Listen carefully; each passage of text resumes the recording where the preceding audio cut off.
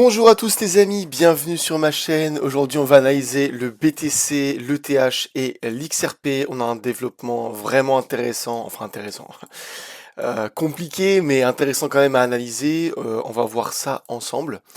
On a d'indicateurs à regarder. Aujourd'hui on va pas trop regarder les patterns puisque la plupart des patterns on les a déjà bien vus dans la précédente vidéo. Là on va se concentrer plutôt sur la data et les indicateurs.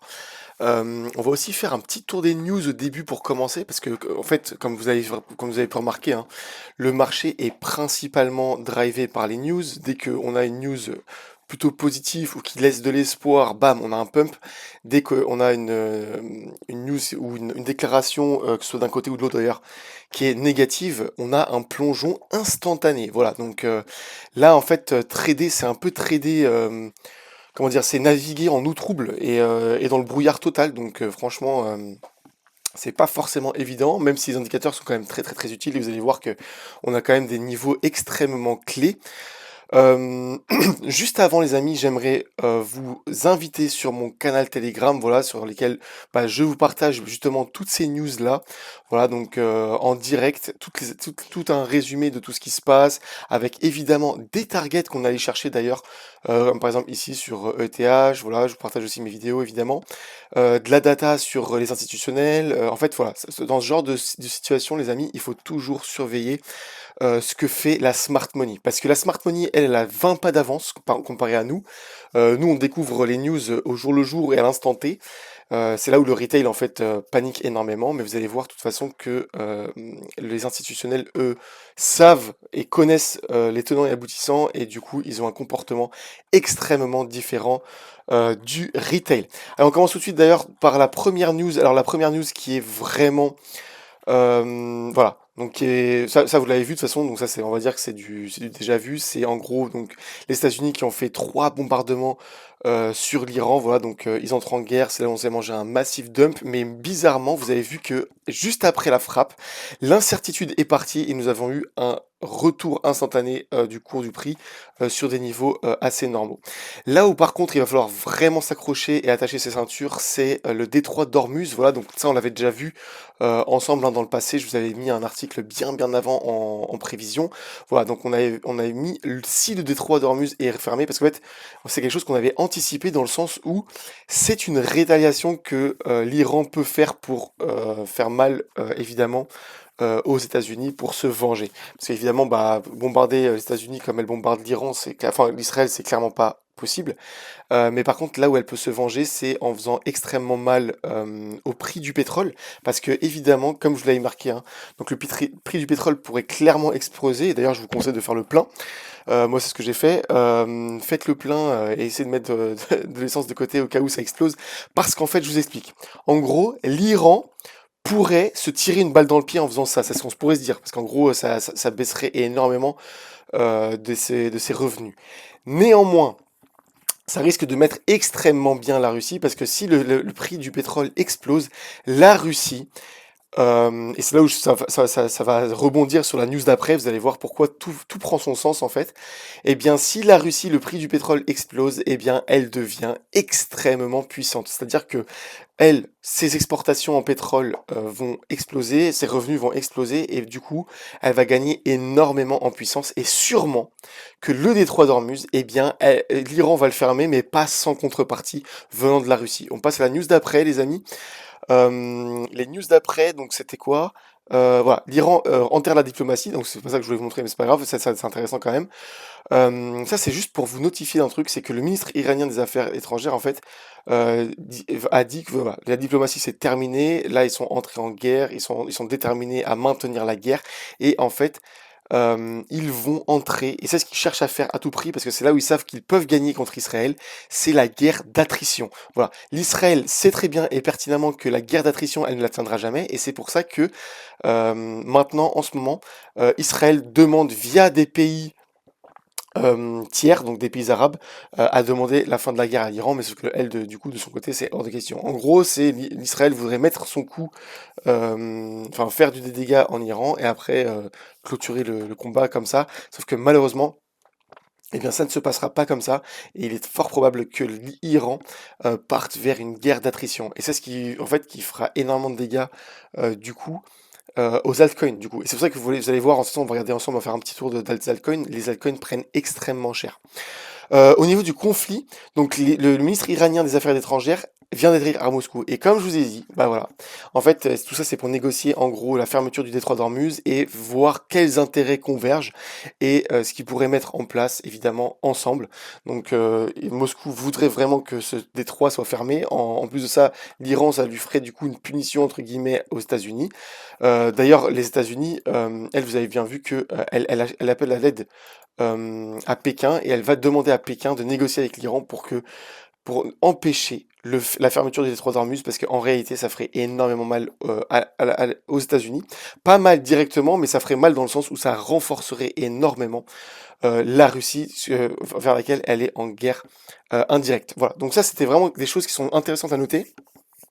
Parce qu'on est principalement drivé par ces news-là, et pour l'instant, eh ben, il n'y a pas d'horizon intéressante en vue de retournement pour le marché. Mais comme on le sait, hein, c'est extrêmement imprévisible et à n'importe quel moment, eh bien, à n'importe quel moment, on pourrait avoir une news extrêmement bullish et puis repartir vers nos targets classiques. Avant de commencer vers la charte, les amis, j'aimerais vous inviter à regarder mon Linktree, voilà, qui est dans la description et en commentaire épinglé et sur lequel vous pouvez retrouver évidemment tous mes partenaires sur lesquels vous pourrez gagner énormément de bonus et grâce à ces bonus, vous pouvez accumuler énormément sur les prix absolument démentiels qu'on a en ce moment.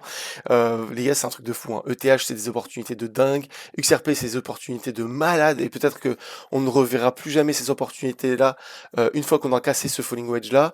Enfin voilà, c'est des opportunités de dingue. Et n'hésitez pas à voilà trader ces mouvements-là avec des bonus. Comme ça, vous gagnez de l'argent en spot et vous pouvez voilà, vous construire des bagues.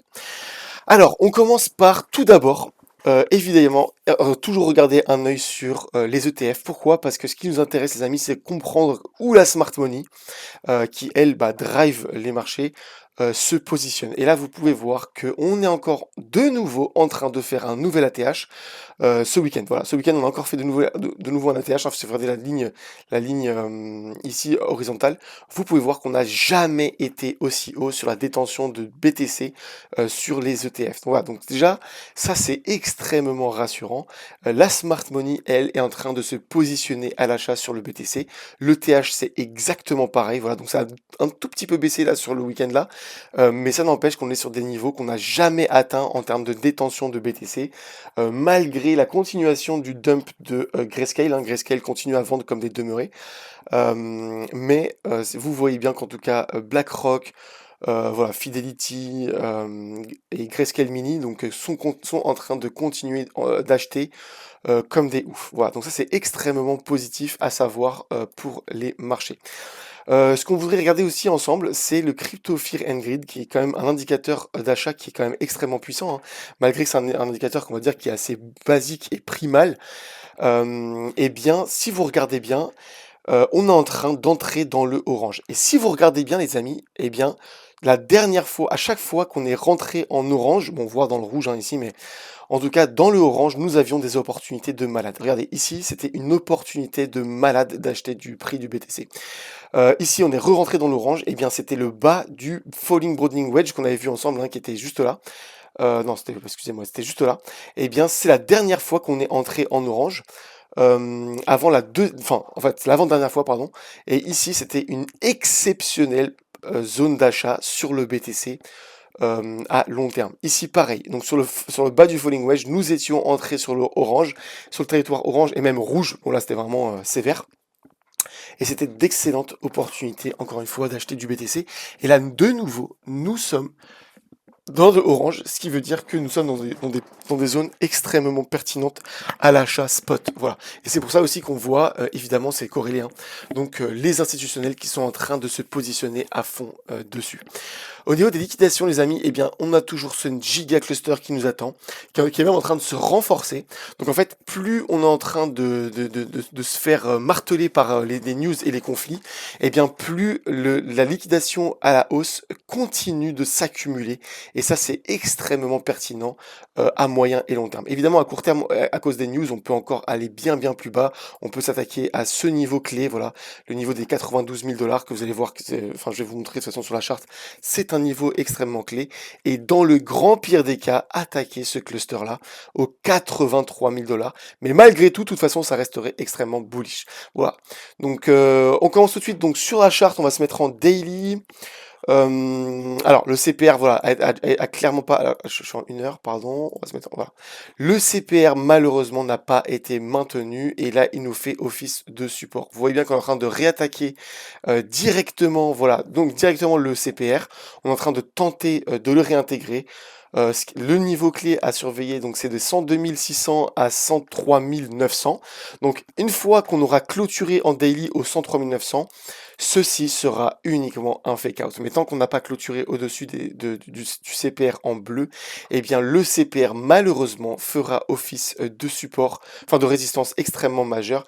Et le niveau clé à aller chercher ensuite, c'est les 94 000 $. Évidemment, ça n'invalide en rien le scénario bullish. Vous voyez comme ici, hein, les amis, quand on est venu chercher les 73 000 $, eh ben, ça n'a en rien invalidé ce falling wedge weekly qui était extrêmement haussier et qui nous a voilà, amené vers un markup phase extrêmement puissant. Donc les amis, pour l'instant, aucune inquiétude, même si on retrace jusqu'aux 94 000 $ au niveau du CPR. Voilà. Au niveau du Muki Ribbon en daily, il y a quelque chose de très très très important à noter. Voilà, le daily, c'est qu'il nous a fait office, le ruban du haut nous a fait office de support ici, et sur lequel nous avons rebondi pour aller chercher le CPR de nouveau. Juste, ce ribbon-là est extrêmement clé. Pourquoi? Parce qu'avant, il nous avait fait office ici de résistance. On a buté une fois, deux fois, trois fois pendant je ne sais combien de temps là, pendant plus d'un mois. Et au moment où on l'a cassé, eh bien, on est parti sur un market phase extrêmement puissant, et là, nous sommes en train de s'en servir comme d'un support. Si l'on casse ce support, eh bien, le prochain niveau sera à surveiller. Évidemment, ça coïncidera, ça convergera avec le CPR. Eh bien, c'est le niveau, voilà, entre 94 000 $ et les 91 000 $. 91 000 $, je voudrais juste vous rappeler, les gars, qu'il y a une énorme menace qui nous attend à ce niveau-là. Pourquoi? Parce qu'on a le BTC gap du CME. Voilà, le CME, il est juste là, les amis, et pour l'instant. Et ces gaps CME sont toujours amenés à être retravaillés un jour ou l'autre. Et voilà, ça peut être très bien maintenant dans les prochaines semaines, comme ça peut être dans 6 mois, hein. Regardez, le gap CME qui était ici, eh bien on l'a retravaillé plus de 3 mois après. Voilà, donc aucune inquiétude hein, pour l'instant, mais c'est vrai que enfin, ça pourrait être un des niveaux clés à aller chercher à court terme. Voilà, donc ça c'est ce que les indicateurs nous indiquent. Si jamais on casse et on clôture en dessous en daily, voilà, bah, surveillez bien les amis ce niveau-là, voilà, donc le ribbon du milieu qui pourra faire office de support. Je vous rappelle juste que ce ribbon-là, c'est ce ribbon qui nous a fait office de support majeur à la fin de cette pattern-là. Voilà, donc extrêmement puissant. Et puis même si d'autres, enfin il y avait 50 indicateurs qui nous indiquaient un rebond à ce niveau-là, mais voilà. En tout cas, un des niveaux clés, ce ruban-là nous a fait office de support. Voilà, donc même dans le grand pire des cas, le 85 000 sera un support majeur et extrêmement puissant à ne pas casser, enfin qui nous supportera. Autre chose, les amis. Donc vous voyez, je voudrais vous montrer un truc. Alors, vous connaissez le premier arrêt. Pour ceux qui ne connaissent pas, bah, vous voyez le premier arrêt ici, par exemple. Regardez. Je voudrais juste vous rappeler un truc, c'est que dans un bull run, les amis, on ne casse jamais en weekly le premier arrêt. Je voudrais juste vous montrer un truc, c'est que regardez bien. Voilà, ça c'est pour ceux qui connaissent pas du tout le premier arrêt, voilà, comme ça vous découvrez en même temps que moi. Eh bien, le premier arrêt ici, tant que l'on ne casse pas la ligne jaune, vous voyez, on est reparti pour un nouveau plus haut. Ici, on n'a pas cassé la ligne jaune, donc le 0,382. Voilà, support, et on est parti sur une continuation haussière. Ici, pareil, donc pas de cassure de la ligne jaune, continuation haussière. Ici, pareil, 0,382 maintenu en weekly, eh bien, continuation haussière. Et ici, exactement pareil. Et c'est là où ça va nous intéresser. Le premier arrêt a été maintenu. D'ailleurs, je l'ai tracé ici, comme vous pouvez le voir. Voilà, donc premier arrêt, en général, les amis, sur un retracement, eh bien, tant que l'on n'a pas cassé les 0,382, eh bien, nous avons maintenu le premier arrêt. Et donc, du coup, nous sommes partis pour une continuation haussière. Alors, ce que je voudrais vous montrer un truc avant, c'est que souvent, bah, en fait, on clôture, même on mèche, mais juste au-dessus du premier arrêt, et on ne va jamais rebondir dessus directement. Pourquoi? Parce qu'il y a énormément de gros poissons, et surtout les institutionnels. Et quand je dis les institutionnels, c'est les algorithmes des institutionnels qui vont placer d'énormissimes ordres exactement sur le taux 0,382, et du coup, bah, en fait, on a tendance à ne pas aller le chercher parfois, comme ici. Ici, on est venu et on n'est pas allé le chercher, et d'ailleurs, dans mon groupe, quand on était ici, que je vous collais le premier arrêt ici, et il y en a beaucoup qui ont placé des ordres directement dessus et qui n'ont jamais eu leurs ordres fil. Et ça, c'est un peu un piège que peut nous faire le marché. Et regardez ce qu'il s'est passé pour l'instant, voilà, parce que pour l'instant, les news, les amis, ça, on n'a aucun contrôle dessus, donc ça a un peu aucune valeur.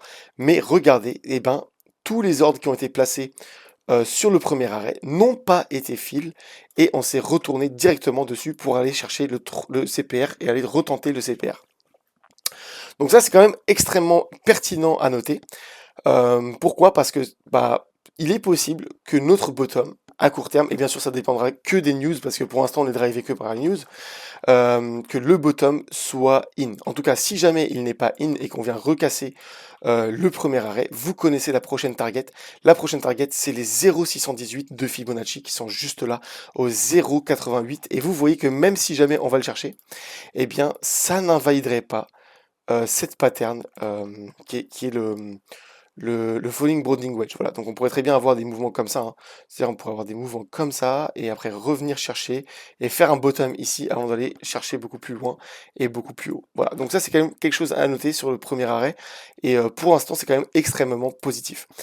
Un autre truc que je vais vous montrer, les amis, c'est en weekly, donc c'est le stochastique. Non, c'était le Rainbow Fibonacci, pardon. Et le Rainbow Fibonacci, eh bien, comme vous pouvez le voir, ici, nous étions en surachat, et nous sommes repartis sur une phase voilà, de consolidation et de oversold. Voilà, comme nous montrait donc cette pattern-là, hein, je vous l'avais montré sur la pattern ici. Donc clairement, nous sommes repartis ici en oversold. Vous voyez, hein, attendez, oh là là, c'est un peu le bordel ici. Attendez, je vais supprimer ça. Voilà. Donc le oversold, les amis, voilà, il était juste là. Et ça, on l'avait vu ensemble, hein. Donc cette pattern-là, on la suit depuis qu'on est ici. Et sans revenir dessus précisément, eh bien l'oversold était ici. Et là, il se peut, les amis, que l'on refasse, en tout cas sur le Rainbow Fibonacci, un nouveau oversold. Alors pour l'instant, vous voyez qu'on est en train d'entrer en territoire d'oversold, parce que le territoire d'oversold, c'est quoi? C'est le territoire bleu et violet. Et là, clairement, on avait un overbot ici. Donc vous voyez, hein, donc oversold, overbot, oversold. Et là, nous pourrions avoir à très court terme, enfin donc court terme et moyen terme, eh bien l'oversold est juste ici. Et nous pourrions avoir voilà, une consolidation qui pourrait nous amener même plus bas, hein. On pourrait aller jusqu'aux 88 000 dollars ou 91 000, donc pour combler le gap CME, et avoir notre oversold ici avant d'aller chercher un nouvel overbot. Overbot d'ailleurs qui se trouverait sur la target des 120 000 dollars. Pourquoi? Parce que c'est la target du falling wedge et la target de ce falling broadening wedge. Voilà, donc c'est quand même des niveaux extrêmement clés à noter. Et ce qui est intéressant à savoir, voilà, bah, c'est que du coup, nous sommes en train d'entrer en territoire de réaccumulation sur le BTC. Malgré qu'on était clairement en fait en train de partir ici à la base, hein. À la base, on avait un setup parfait pour aller directement chercher la target, mais à cause du conflit Iran, et voilà, vous savez mieux que moi maintenant, qu'à cause du conflit, eh bien, les patterns sont invalidés. Voilà, tout simplement. Eh bien, nous allons passer sur ETH. Alors, ETH, lui, pourquoi je n'ai aucun de mes dessins? C'est quoi ce bordel? Alors, on passe tout de suite sur ETH, les amis. Donc, du coup, ETH. Alors, il y a des choses qui sont vraiment intéressantes à dire dessus. Donc, tout d'abord, on va passer en daily. Donc, en daily, les amis, donc voilà, on a quelque chose de très très très intéressant qui est en train de se former. Déjà, on avait cassé du coup ce triangle ici.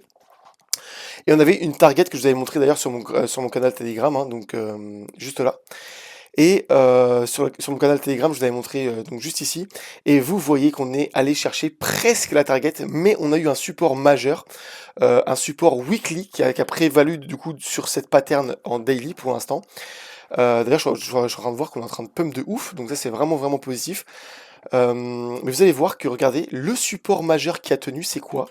Et c'est pixel près d'ailleurs, eh bien c'est le retracement de Fibonacci qui a maintenu ses 0,618. Voilà, donc je vais tracer un peu à l'arrache. Mais vous pouvez voir voilà, qu'on a pixel près rebondi sur la zone de rechargement de long terme. Voilà, donc des 0,618 de Fibo. Et ça a été maintenu du coup, donc extrêmement pertinent parce que si jamais on l'avait pas, on l'avait break, même en daily, on aurait été parti pour un retracement probablement un peu plus long et repartir à la baisse. Voilà. Mais néanmoins, on a quand même cassé à la baisse en weekly, donc ça il faut quand même le préciser, hein.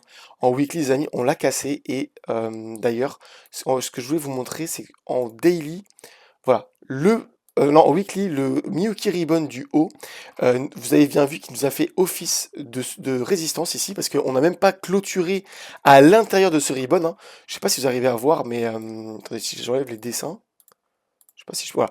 Vous voyez bien qu'en fait, sur ce ribbon ici du haut, eh bien, il nous a fait office de résistance majeure. Et regardez, même en weekly, on n'a même pas clôturé à l'intérieur une seule fois. Et on s'est même fait rejeter pour l'instant. Mais en tout cas, ce qu'on peut noter, c'est que si jamais voilà, on arrive à réintégrer notre triangle en weekly, ça ce sera vraiment très très pertinent comme signal parce que évidemment on était parti pour le breaker ici en weekly, mais à cause de la guerre Iran surprise, voilà, Iran-Israël, eh bien on l'a évité et du coup regardez bien ce qui s'est passé, c'est qu'on a cassé à la baisse et on a clôturé en weekly, donc ça c'est quand même assez dangereux. Ce qu'on pourrait avoir les amis, c'est un relief rally jusqu'au 2469 et après rebondir pour aller rechercher un peu plus bas et peut-être combler sa target là sur l'ETH. En tout cas, ce que je voudrais vous montrer sur le enfin sur le stochastique, non c'est sur le ribbon pardon. Wow, et TradingView les amis aujourd'hui il est dans les choux, c'est un truc de ouf. C'est ok, bon bah j'ai rien qui peut s'afficher pour l'instant. Mais en tout cas, ce que je vais vous montrer, en tout cas sur le Rainbow, c'est que sur le Rainbow, pareil, on est dans une zone de réaccumulation ici, et clairement, c'est une zone d'achat extrêmement pertinente à long terme sur l'ETH. Voilà. Donc on passe vite fait sur XRP, donc là ce sera vraiment très très très rapide, mais malheureusement en weekly nous avons cassé cette résistance majeure. Donc regardez, résistance ici, support, résistance ici, et là malheureusement support, mais c'était pas été suffisant, et à cause du conflit, voilà, eh bien on a cassé en weekly ici. Et là ce qu'on faudra surveiller maintenant, c'est est-ce qu'on va pas rebondir dessus pour aller chercher un peu plus bas et aller chercher ses targets. Alors le XRP, il a quand même un énorme danger, c'est quoi?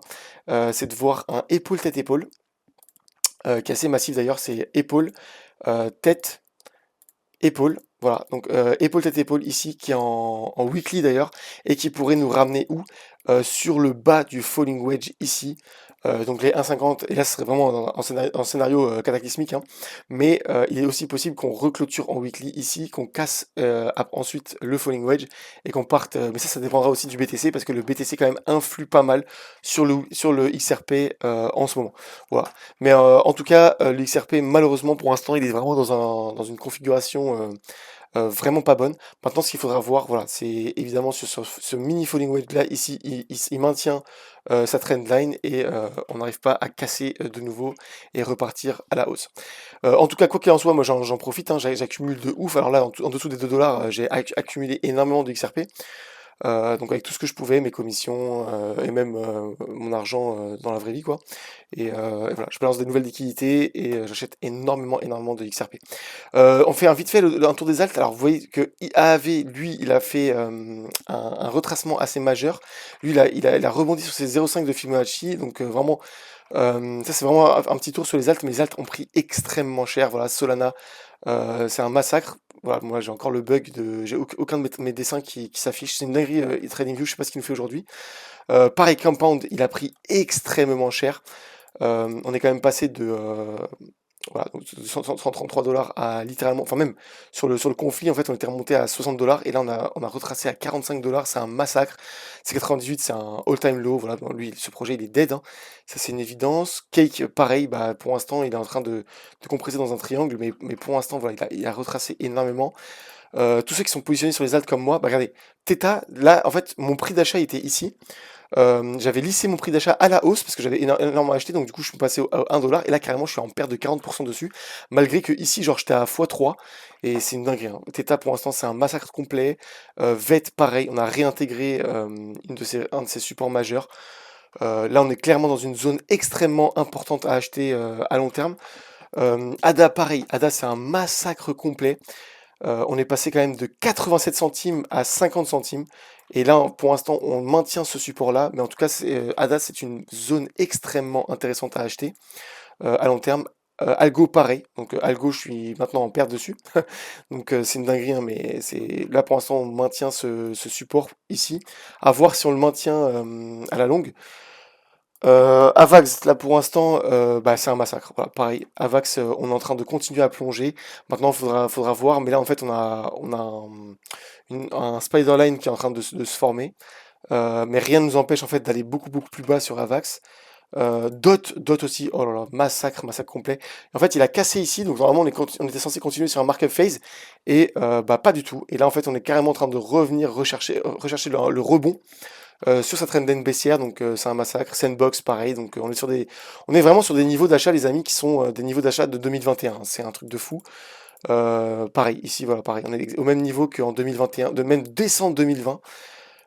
SEI, bah là, pour ceux qui voulaient accumuler du SEI, parce qu'il y en avait pas mal qui m'en parlaient, eh bien, on est sur un niveau quand même assez important. Et c'est au même niveau que décembre 2023. Voilà, donc pour ceux qui veulent accumuler du SEI, moi en tout cas c'était mon prix de vente. Moi j'en avais eu en launch pool et en launch pool en fait je l'ai vendu ici. Enfin en fait ici, avant que lui redump ici et en tout cas voilà. Bon bref, je m'étale pas pour aujourd'hui, je m'arrête là. Merci à tous d'avoir suivi la vidéo. N'hésitez pas à me mettre en commentaire quel altcoin vous voudriez que je fasse. Parce que là voilà, ça fait un moment que j'ai pas fait de vidéo altcoin, genre uniquement altcoin. Et si vous voulez que j'analyse un des altcoins, mais vraiment, ne choisissez pas un top 200, les gars, parce que voilà, ça c'est vraiment impossible à analyser pour l'instant avec tout ce qui se passe. Mais d'ailleurs, je pense que je ferai peut-être une vidéo sur XRP. Bah, vous pouvez voter pour un de vos tokens préférés ou alors pour XRP. Je pense que je parlerai de XRP et même si là pour l'instant il est encore un peu faible, je pense qu'il a énormément de potentiel à la hausse dans les prochains jours, prochaines semaines. Voilà. Donc, je vous dis, prenez soin de vous. À la prochaine et on se tient au courant. Ciao, ciao.